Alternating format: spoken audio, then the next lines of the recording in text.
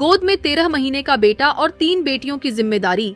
उसी समय पति देश के लिए अपने प्राणों की आहुति दे गए। महज 23 साल की उम्र में पति को खोने के बावजूद शर्मिला देवी ने हिम्मत नहीं हारी। उन्होंने तीनों बच्चों का पालन पोषण किया और अपने इकलौते बेटे को लेफ्टिनेंट बनाकर देश सेवा के लिए भेजा। यह कहानी है महेंद्रगढ़ के गांव भगड़ाना निवासी शर्मिला देवी की। साल 1999 में जम्मू कश्मीर में ऑपरेशन रक्षक के दौरान सेना में सिपाही आनंद कुमार शहीद हो गए। तारीख थी 14 अगस्त 1999, यानी देश के स्वतंत्रता दिवस से ठीक एक दिन पहले। उस समय उनकी बड़ी बेटी जोनी 6 साल की, दूसरी बेटी सुमित 4 साल की और इकलौता बेटा अरुण महज 13 महीने का था। शहादत से करीब 1 महीने पहले ही अरुण का पहला जन्मदिन मनाया गया था। पति की शहादत की खबर ने शर्मिला देवी की दुनिया उजाड़ दी। शर्मिला बताती हैं कि उस समय वह अपने मायके में थीं। ससुराल पक्ष के लोग उनके मायके पहुंचे और उन्हें बिना शहादत की जानकारी दिए अपने साथ ससुराल ले आए।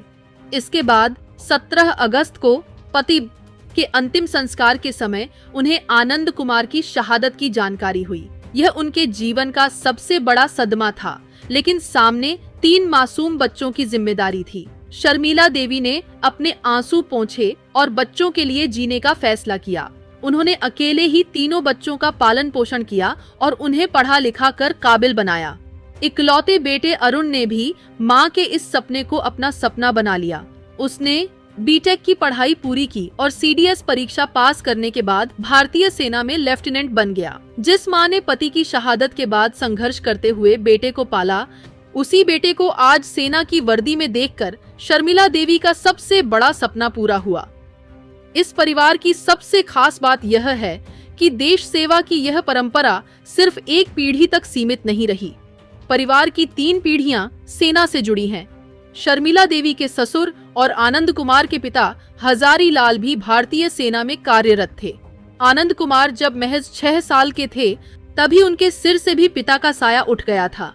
एक तरफ पति की शहादत का दर्द, दूसरी तरफ 3 छोटे बच्चों की जिम्मेदारी और फिर बेटे को सेना की वर्दी में देखने का सपना। शर्मिला देवी ने 24 साल की इस तपस्या को हिम्मत, संघर्ष और मातृत्व के सहारे पूरा किया। 14 अगस्त। आपकी शादी कब हुई थी? मेरी शादी 91 मई की, 26 मई 1991। अच्छा, कितने बच्चे थे आपके? 3 बच्चे। कितनी उम्र थी? बड़ी बेटी 6 साल की, छोटी बेटी 4 साल की, बड़ा 13, लड़का 13 महीना। तो आपको जब शहादत की सूचना मिली, कैसे पता लगा कि वो शहीद हो गया? वो क्षण कैसा था? आपको आज भी वो भूल नहीं पाएंगे? भूल नहीं पाएंगे, भूलेंगे भी नहीं। किस प्रकार का वो मेरा जेठ है मेरा परिवार में, वो हमें रात को लेने गए कि फिर मेरे पिताजी को जगाया और फिर हमें लेकर आ गए। और फिर मैं तो इधर आई। जब बाद में कहाँ थे उस समय? मैं मेरे गांव थी। आप अपने गांव थी? गांव। तो यहाँ से कोई लेने आपको अपने गांव पहुंचा? लेकिन उन्होंने सूचना नहीं दी? सूचना मेरे चाचा को और उसको तो दे दी, पर हमें नहीं दी सूचना। मेरे पिताजी को दे दी, पर हमें नहीं। फिर आपको कब पता लगा? हमें तो यहाँ आना के बाद में पता लगा। 27 साल हो गए, संघर्ष ही रहा सारी। कितनी साल उम्र थी आपकी? मेरी 23 साल कुछ महीना।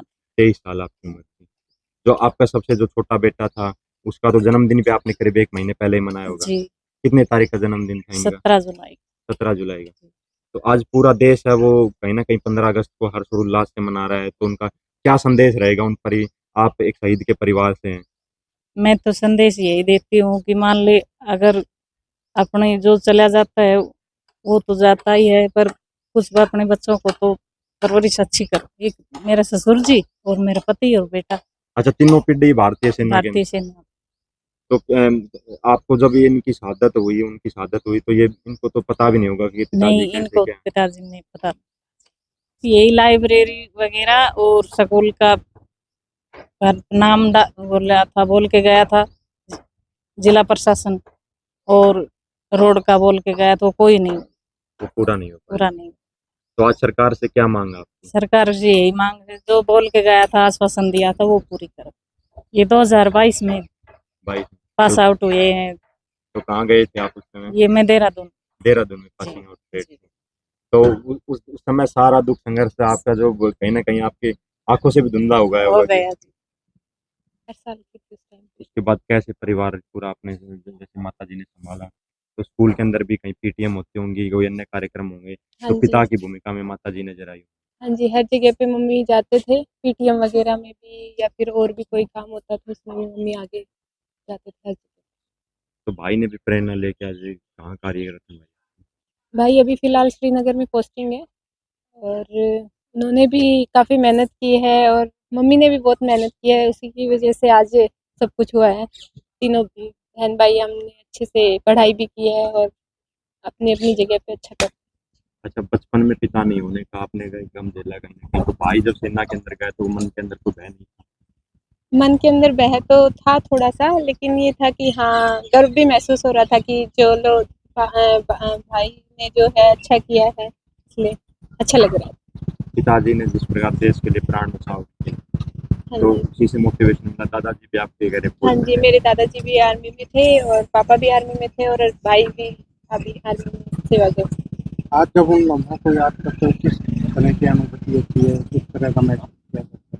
आजकल जब सोचते हैं तो सोचते हैं कि कितना कठिन समय हमने देखा और अभी फ़िलहाल जो है वो हमें गर्व महसूस होता है कि आज हम सब अच्छी पोस्ट पे हैं